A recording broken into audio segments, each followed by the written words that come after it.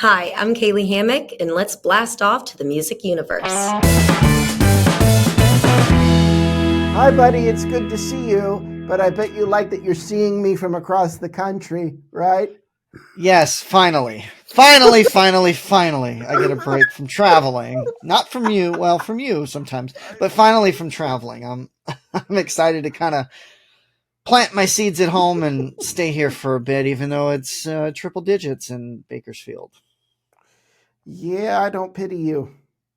Yeah. Although the humidity here in DC can make it feel like that. No, we did a lot of traveling in May. Now we're back home in June, and we'll be doing some traveling in July, possibly. Perhaps. So stay tuned for that. Perhaps. He always is so grudging about it, and then he enjoys it. He enjoys it. That's the secret to anybody It's getting watching. me out of the Is the house and grumpiness is an act. And I'm pointing over here because I can see him over here on my computer. The no, it's not. grumpiness is an act. Really? We've had our moments. Yes, I still have the bruise on my shoulder to prove it. Well, don't make comments that are unnecessary.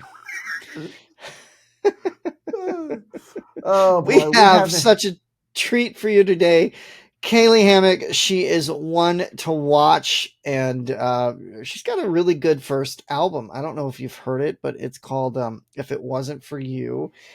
And I was lured in when, of course, she did the duet with Rita called Redhead, appropriately enough. And I'm like, well, let me explore her a little more. Because that's what music's about, right? You hear something that strikes you, and then you go after it. So I ordered the album. I still buy CDs, you know that, and really dig the album. So we had the chance to chat with her about a new song called "The Hill," and very very sweet, down to earth, and very fun interview. And she's going to tell us all about the inspiration behind it and what's ahead from her. So, without further ado, Caylee Hammack on the Music Universe. Caylee Hammack, welcome to the Music Universe. How are you? I am doing good. How about yourself? Oh, we're doing great. Glad to have you. I've been looking forward to chatting with you. A new song you have called The Hill. It's a new chapter for you that you co-wrote. Please tell us about the single. I'm really excited for this song because it is the first, I guess it's the first step into the new era of my music in this new album. And The Hill is, I feel like, one of the most passionate songs I've ever gotten to write. And I wrote it with Tennille Townes and Logan Wall. And Tennille Townes and I, it was the first time writing with Logan Wall. Tennille and I, though, are age-old friends at this point. And it was special to create something that honestly, I didn't really know what I was going to get to do with it. It was kind of outside of the realm of the other music I was working on at the time. And so it sat in my catalog for a little bit, but it kept rising to the top. It was one of those songs that someone on my team would mention or a co-writer would mention, and it just kept coming up, it rose to the top. And so getting to record it, finally getting to kind of give it its life, it's a magical thing. I'm so excited that it's finally coming out. Yeah, and you were inspired by a trip overseas, right, to Scotland and Ireland? Yes. Yes, we wrote the song before it, and then when we went in for production, I knew I wanted to do a type of Celtic vibe on it because my fan base in Scotland specifically, and also some of it in Ireland, there is something that is just so passionate. It's the Scots folks are just their love for country music is so eager and hungry, and they have a love for country music, I feel like, that a lot of people don't realize. And I have a love for Scotland. I went and I hiked about 47 miles in 5 days by myself on the Isle of Skye after wow. a tour, in between a tour there and some shows in Canada. And I can't tell you how enjoyable it was, how beautiful it is, how kind the people are there. And it kind of is my way to tip my hat to the Scottish fan base that I have in the production of this song. Yeah, Matt and I went and saw opening night of Garth Brooks's 5 Night Stand a couple years ago in Ireland, and they the love people their there, country music. It's they're fantastic. amazing. And you wouldn't think that, Western country music is good over there, but they absolutely love it. I can't even imagine Garth Brooks in Ireland. I have a friend that flew over just for that actual concert, just to experience it there, and they said it was wild. They had never seen that many cowboy hats in Ireland ever. Yeah, well, we did the same, but we made a European trip out of it, to London and then Paris as well. But I wouldn't have thought Scotland had so many country music fans either. Oh yeah, it's wild. I mean, I didn't anticipate it either. But the last time I went over there was either the second or third time, I can't remember exactly, that I'd performed in Glasgow. And that was the night. It was probably 200 or 300 people in the room. And I just remember the sound being so bad. I was in my head about how bad the sound was that night. And then I stepped out of that insecurity, and that perfectionism in my brain. And I realized that they were singing every single word to every single song. And two of the songs I never released, there's like one bootleg version of someone's drunk iPhone recording at a concert or a festival. So for them to know the words and to show up, everyone was showing up with like treats and foods and desserts and stuff. And I just stood in the line and we were eating treats together before the show. It's just this magical thing to think that music I'm writing about my experiences all the way across the ocean somehow connects with people that were raised in a completely different world in a different country than me. And yeah, we can connect in country music. It's exciting for me. So you mentioned this is the first step for a new era. What's next? What's the long-term goal with the new project?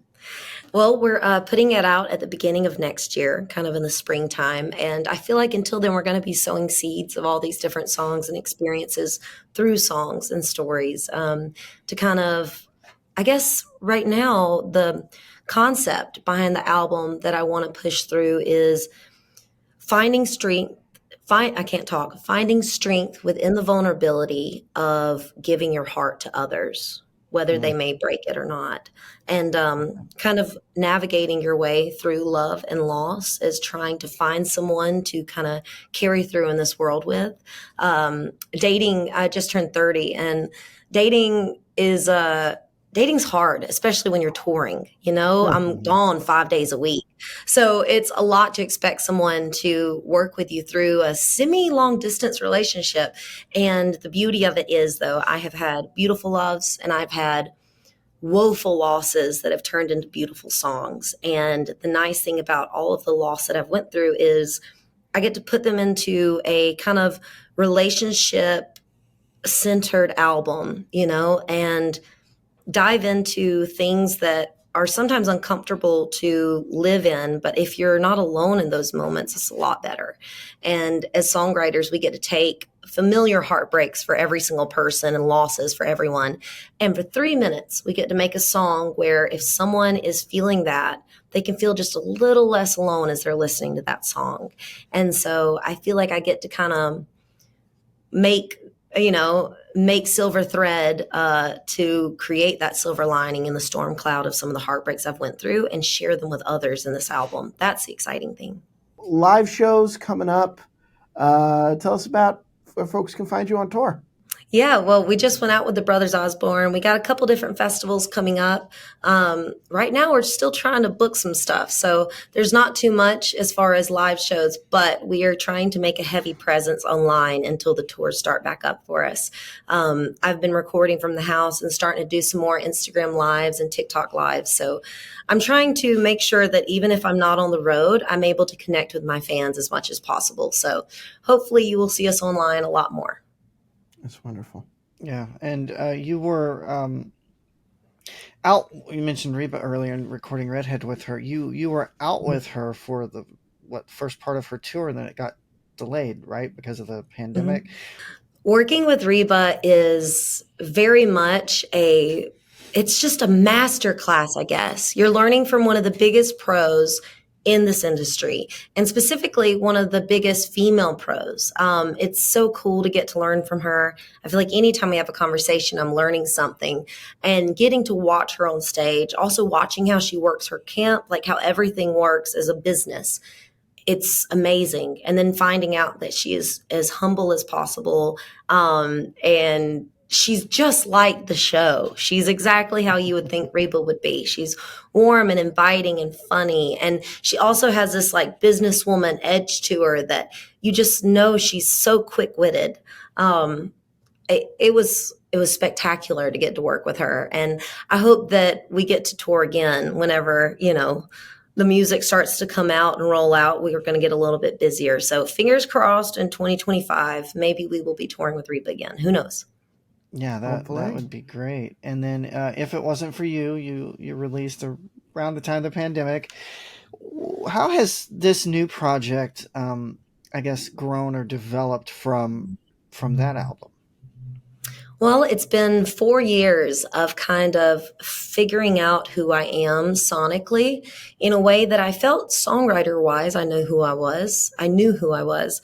But as far as production, in the first album, we were working off of $500 demo budgets most times. Wow. I wasn't signed yet as we were making it. So we were using a lot of samples just to make ends meet and be able to get the point across sonically we were trying to.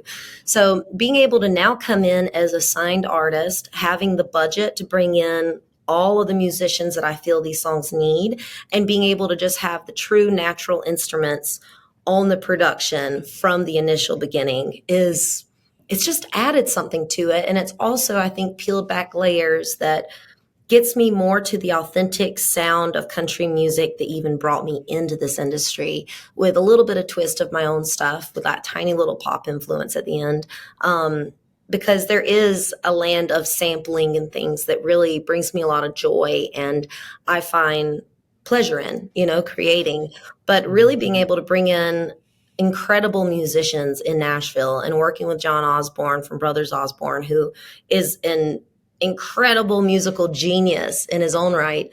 It was such a big learning experience and an exciting adventure to find where this music really lands me. And it's taken 4 years to get there, but I do believe that it's God's timing, and it's the timing that is to be, I guess. So I feel as if I am who I need to be in this era of my life. And just, I don't know, I'm very excited to share some of these stories that have come to be and the sounds around them on this next record. It's been a long time coming in my heart. I love it. We're excited to hear it. Caylee I'm Hammack, excited for y'all to hear it. I hope you like it. This was a pleasure. Thank you so much. We really appreciate it. Cannot wait. Love the new song and cannot wait for more. Thank you so much. Thank y'all for having me. I appreciate you. Such a sweet interview. She speaks so articulately about music. I was sitting there thinking, she talks in song titles. It was the way she describes her music is very poetic. And we will actually have more from her next month as another release comes out that we're not talking about just yet, but we'll have more from her via a written article from a portion of this interview we had to pull out, and we will have that for you in July. Yeah.